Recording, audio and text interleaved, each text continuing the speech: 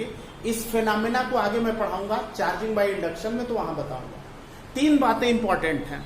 Like charges repel each other, unlike charges attract each other, charged and neutral body attract each other, charged and neutral body attract each other. ये 3 बातें clear है ना? तो ये basic जो point मैंने आपको बताया चार्जिंग बाय फ्रिक्शन का, ये समझ में आया? क्लियर है? अब यहां पे एक बहुत ही सिंपल सा क्वेश्चन है, देखिए एक क्वेश्चन है बेटा, लिखिए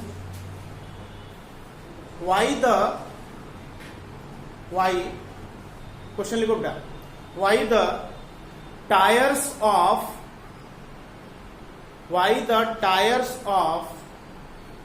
aeroplane are made up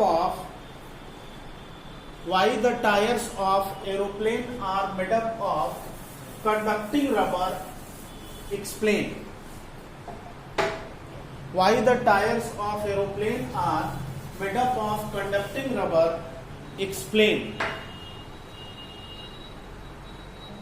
Why the tires of aeroplane are made up of conducting rubber?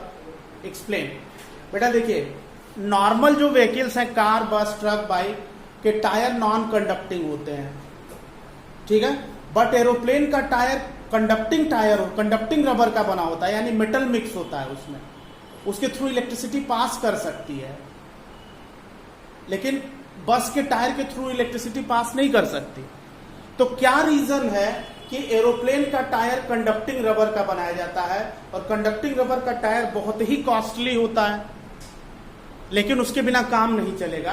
तो उसका रीजन यह है कि एरोप्लेन जब फ्लाई करता है तो उसके ह्यूज मेटेलिक बॉडी पे एयर फ्रिक्शन की वजह से large amount of charge generate होता है, यानी फ्रिक्शनल इलेक्ट्रिसिटी जनरेट होती है। जब एरोप्लेन उड़ता है तो उसकी ह्यूज मेटेलिक बॉडी पे एयर के फ्रिक्शन की वजह से चार्ज जनरेट होता है। और एरोप्लेन अगर लॉन्ग फ्लाइट पे है, यहां से न्यूयॉर्क की फ्लाइट है, लगातार चार्ज एक्यूमुलेशन होता रहेगा फ्रिक्शन की वजह से, तो स्पार्किंग होने लगेगी और आग लग जाएगी। तो उसको अवॉइड करने के लिए क्या करते हैं कि जब जो टायर है वो कंडक्टिंग रबर के बनाते हैं, मेटल मिक्स टायर होते हैं, तो जब यहां से लॉन्ग ड्राइव पे अगर प्लेन होगा तो बीच में 1-2 जगह उसको लैंड कराते हैं, ठीक है ना, किसी बीच के एयरपोर्ट पे लैंड करा देंगे। लैंड करने से क्या होगा कि एयर फ्रिक्शन की वजह से जो बॉडी पे चार्ज एक्यूमुलेट होगा वो उसको अर्थिंग मिल जाएगी, टायर के थ्रू सारा का सारा बॉडी चार्ज कहां चला जाएगा बच्चों? ग्राउंडिंग हो जाएगी, उसकी अर्थिंग मिल जाएगी, तो बॉडी फिर से न्यूट्रल हो जाएगी। बॉडी न्यूट्रल हो जाएगी तो फिर से एरोप्लेन फ्लाई कर सकता है। Is this clear? So this is the reason कि एरोप्लेन के टायर कंडक्टिंग रबर के बनाए जाते हैं। तो 1-2 लाइन इसमें लिख लीजिए, because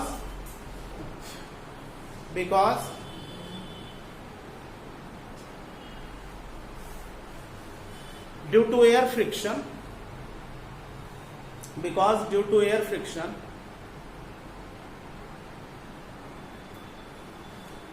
huge amount of charge,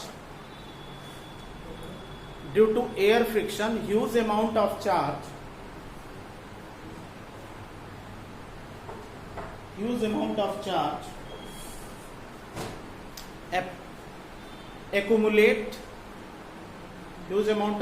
accumulates on plane's metallic surface,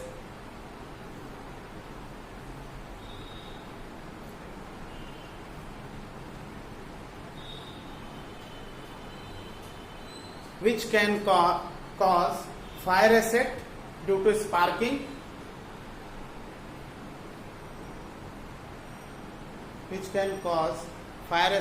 sparking, therefore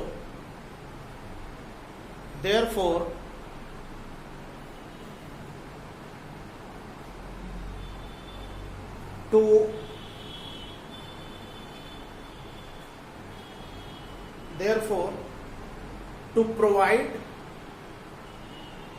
earthing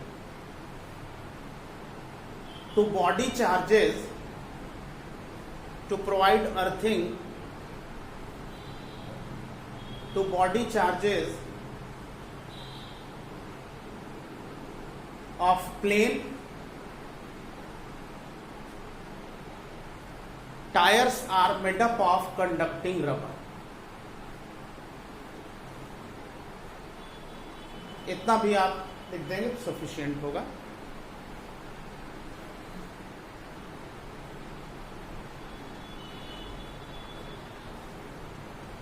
किसी भी टेक्स्ट बुक में, इवन एनसीईआरटी जो भी है, रेशनिक हॉलिडे, कहीं भी आप देखेंगे ये पूरा कॉन्सेप्ट दिया हुआ है चार्जिंग बाय फ्रिक्शन का।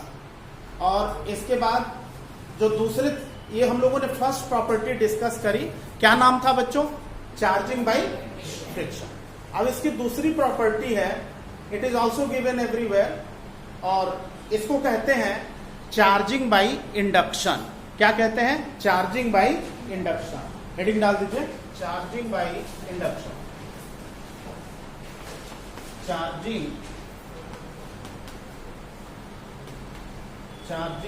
By induction.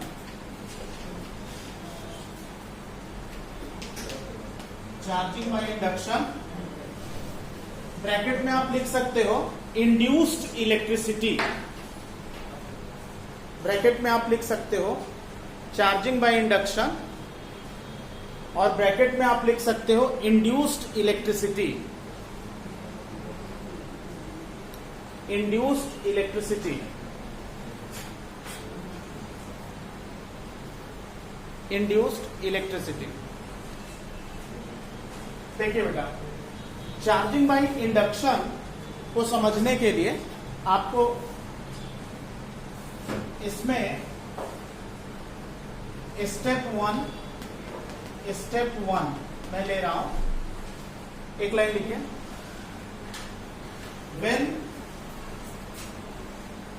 when negatively charged, या ठीक है, when negatively charged rod is placed near, when negatively charged rod is placed near neutral metal sphere,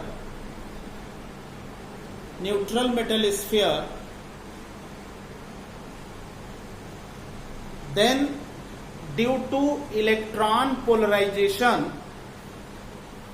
neutral metal sphere, then due to electron polarization,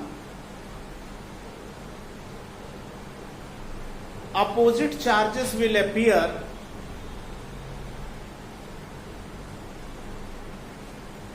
as shown in figure. Opposite charges will appear as shown in figure. देखिए बेटा, step one में आपको, suppose this is a metal sphere, और इसके पास हमने एक negatively charge rod ला दिया।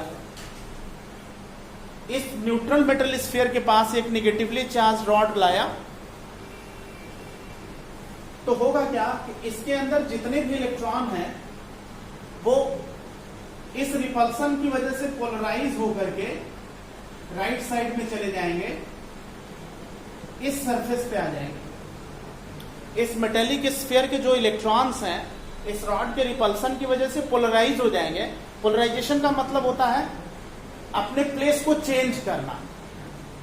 Electron यहां आ गए तो इस सरफेस पे इलेक्ट्रॉन की डेफिशिएंसी हो गई। दिस इज ये एक मेटल स्फीयर है, इसके पास नेगेटिव रॉड लाए, इस मेटल स्फीयर के इलेक्ट्रॉन पोलराइज होकर के राइट सरफेस पे अगर गए तो यहां पे इलेक्ट्रॉन की एक्सेस हो गया, अधिकता हो गई इलेक्ट्रॉन की, तो यहां पे नेगेटिव चार्ज अपीयर हो गया। और लेफ्ट सरफेस पे इलेक्ट्रॉन की डेफिशिएंसी हो गई, यहां पे इलेक्ट्रॉन डेफिशिएंट सरफेस हो गई, इलेक्ट्रॉन राइट साइड में चला गया तो यहां इलेक्ट्रॉनों की डिफिशियंसी हो गई। तो यहां पे कैसा चार्ज जनरेट हुआ बच्चों? पॉजिटिव चार्ज जनरेट हुआ।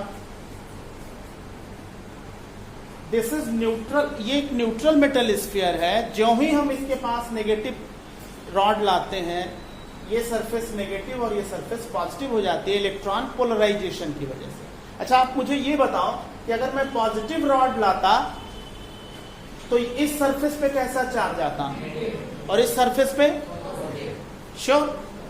इसको हम इलेक्ट्रॉन पोलराइजेशन कहते हैं। ये स्टेप 1 है। समझ में आ गया सबको? अच्छा, एक बात और देख लो बच्चों, स्टेप 2 में बताता हूं आपको। Step 2 in every book, even in NCERT, it is given in steps.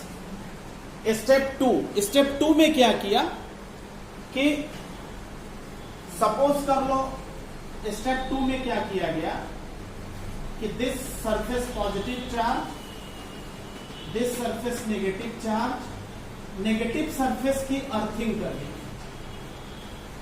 जो नेगेटिवली चार्ज सरफेस है उसको एक वायर से अर्थ में कनेक्ट कर दिया। अर्थिंग आप जानते हैं ना, इस बिल्डिंग में अर्थिंग की गई होगी तभी ये सब फैन वगैरह सब चल रहा है। अर्थिंग कर दिया। इस नेगेटिव सरफेस की जब अर्थिंग की तो इलेक्ट्रॉन का फ्लो, अर्थ का पोटेंशियल बेटा हमेशा 0 होता है। अर्थ का पोटेंशियल हमेशा 0 होता है। और अगर नेगेटिव सरफेस की अर्थिंग की तो इलेक्ट्रॉन सरफेस से, इस स्फीयर से निकल करके अर्थ में जाने लगेगा। और जब इलेक्ट्रॉन अर्थ में चला जाएगा तो अर्थिंग करके वायर को जो ही हटाएंगे ये सरफेस न्यूट्रल हो जाएगी और यहाँ पे जो चार्ज मेंटेन है वो एज इट इज रहेगा। अच्छा, मुझे आप ये बताओ कि मैंने नेगेटिव सरफेस की अर्थिंग की, मैंने नेगेटिव सरफेस की अर्थिंग की तो इलेक्ट्रॉन का फ्लो अर्थ में हुआ। अगर मैंने पॉजिटिव सरफेस की अर्थिंग की होती तो क्या होता? इलेक्ट्रॉन का फ्लो अर्थ से सरफेस में होता। अर्थिंग का पर्पज है न्यूट्रलाइज करना, सरफेस को न्यूट्रल करना। तो ये सरफेस न्यूट्रल तब होगी 0 पोटेंशियल पे, तब अर्थ का पोटेंशियल कितना होता है? 0। ये न्यूट्रल कब होगा? जब इलेक्ट्रॉन का फ्लो अर्थ में होगा। इस सरफेस पे पॉजिटिव चार्ज न्यूट्रल कब होगा? अगर अर्थिंग हम करें तो इस केस में इलेक्ट्रॉन का फ्लो अर्थ से सरफेस में होगा, देन पॉजिटिव सरफेस न्यूट्रल होगा। भाई बहुत सिंपल सी बात है, समझने की जरूरत है। This is suppose this is positively charge surface. हम चाहते हैं कि इसको न्यूट्रल कर दें। हम तुरंत एक वायर से इसको अर्थिंग प्रोवाइड कर देंगे। अर्थिंग करने से क्या होगा? अर्थिंग करने से इलेक्ट्रॉन का फ्लो अर्थ से सरफेस में होगा, ये सरफेस न्यूट्रल हो जाएगी। Earth is a neutral conducting body ना, earth is a neutral body. Means positive charge and negative charge both are equal magnitude inside earth. पानी जो हम पीते हैं वो न्यूट्रल है ना, पानी क्या न्यूट्रल है जो पीते हैं। इसका मतलब उसमें पॉजिटिव चार्ज और नेगेटिव चार्ज का मैग्नीट्यूड इक्वल है। बात समझ में आ रही है? तो अगर ये पॉजिटिव प्लेट है बेटा, इसको न्यूट्रल करना है, हमने अर्थिंग प्रोवाइड की तो इलेक्ट्रॉन का फ्लो सरफेस में होगा। और अगर ये नेगेटिव, सपोज नेगेटिवली चार्ज, और हमने अर्थिंग प्रोवाइड की, suppose this is negatively charge, कोई नेगेटिव सरफेस है, अर्थिंग की, इलेक्ट्रॉन का फ्लो कैसे होगा? इलेक्ट्रॉन का फ्लो अर्थ में होगा और ये न्यूट्रल हो जाएगी। नेगेटिव सरफेस की अर्थिंग करेंगे तो इलेक्ट्रॉन का फ्लो अर्थ में होगा, पॉजिटिव सरफेस की अर्थिंग करेंगे तो इलेक्ट्रॉन का फ्लो सरफेस में होगा। दोनों का पर्पज क्या है? बॉडी को न्यूट्रल करना। तो मैं आपको ये बता रहा था कि इस सरफेस की अर्थिंग की, ये बॉडी न्यूट्रल हो गई। स्टेप 2 कंप्लीट हो गया बेटा। ये दोनों स्टेप बना लीजिए आप।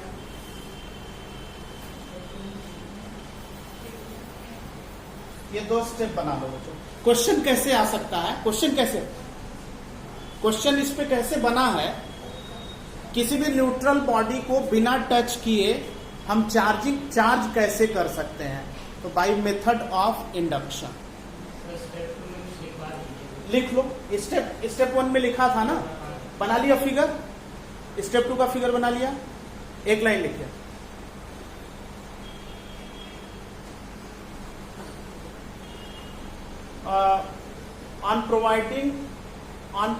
When we provide earthing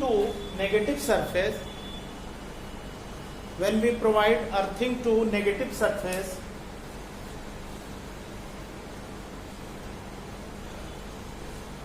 flow of electron into earth take place?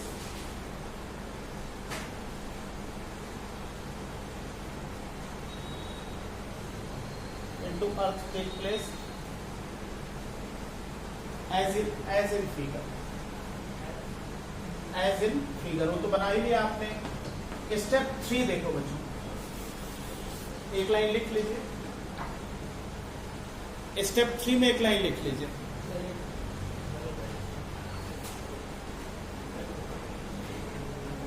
Drawn this figure ना। Step 3 on removing the earthing wire,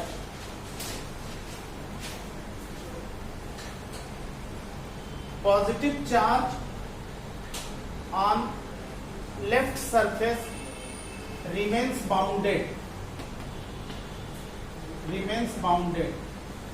Positive charge on left surface remains bounded, but right surface becomes neutral.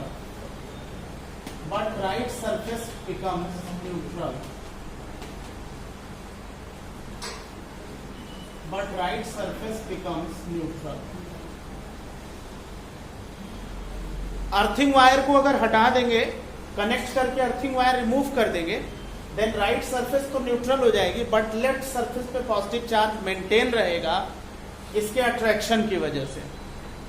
ये step 3 हो गया बेटा। अब आप step 3 ये हो गया। स्टेप 4 में क्या करते हैं कि इस नेगेटिव रॉड को ही हटा देते हैं। तो नेगेटिव रॉड को जब हटा देंगे तो जो चार्ज इस पोर्शन पे था वो पूरे सरफेस पर यूनिफॉर्मली स्प्रेड कर जाएगा। इसके अट्रैक्शन की वजह से इस पोर्शन पर चार्ज बाउंडेड है। ये रॉड हमने रिमूव कर दिया। ये कंडक्टिंग स्फीयर है, मेटल स्फीयर है, तो मेटल स्फीयर पर ये पॉजिटिव चार्ज पूरी बॉडी पे स्प्रेड कर जाएगा। स्टेप 4 बोर्ड एग्जाम में ये क्वेश्चन इसी तरह से पूछा जाता है कि without touching a conducting body how you can give charge. तो 4 स्टेप लिख देंगे और लिख देंगे बाय मेथड ऑफ इंडक्शन। बिना टच किए चार्ज दे दिया। कहीं टच किया तो स्टेप 4 में एक लाइन लिख लो, finally remove the negative rod. Finally remove